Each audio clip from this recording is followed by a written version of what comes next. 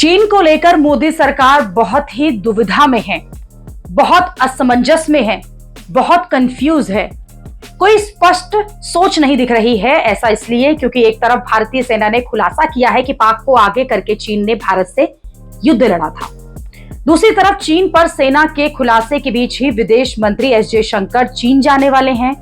अगर भारतीय सेना ये खुलकर बता रही है कि पाकिस्तान के साथ साथ लड़ाई में चीन पीछे से खड़ा था, भारतीय सेना एक नहीं तीन दुश्मनों से लड़ रही थी, पाकिस्तान के साथ चीन और तुर्की था, तो फिर चीन को भारत सरकार पाकिस्तान की तरह ही ट्रीट क्यों नहीं कर रही है?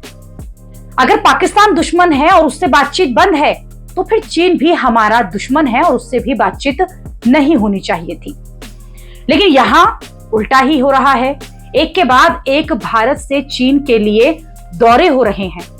पहले एनएसए अजीत डोभाल जो हैं वो चीन गए, फिर रक्षा मंत्री राजनाथ सिंह चीन गए और अब एससीओ की मीटिंग के लिए विदेश मंत्री एस जयशंकर चीन जाने वाले हैं।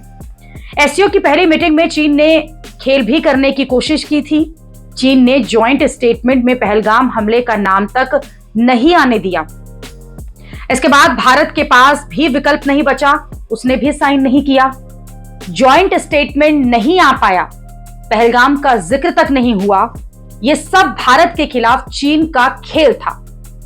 इसके बाद भी विदेश मंत्री एस जयशंकर चीन क्यों जा रहे हैं? 5 साल से चीन से दुश्मनी है, इसलिए विदेश मंत्री 5 साल से चीन नहीं गए।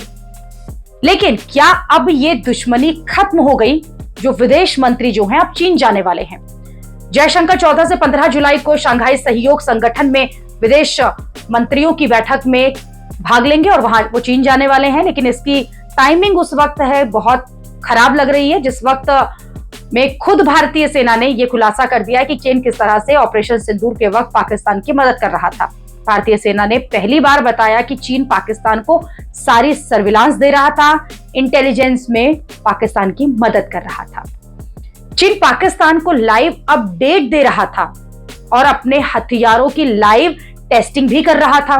पाकिस्तान के पास जो ज्यादातर हथियार हैं वो चीन के हैं, तो चीन ने युद्ध को टेस्टिंग ग्राउंड बना लिया।